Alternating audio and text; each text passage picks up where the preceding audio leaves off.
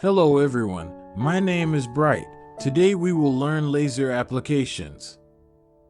There are three categories of laser applications. 1. Industrial laser. 2.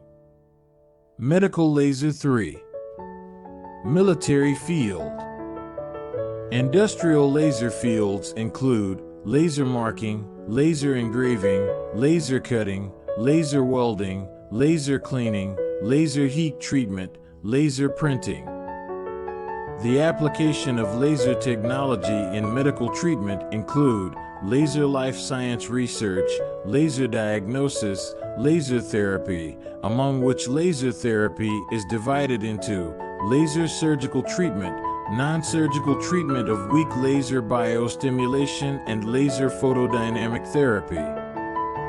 Application of laser technology in the industrial field. Laser weapon is a directed energy weapon that directly damages or disables targets by using directional laser beams.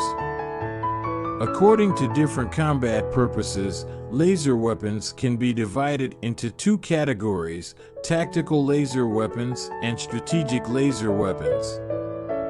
The weapon system is mainly composed of lasers and tracking, aiming, and launching devices.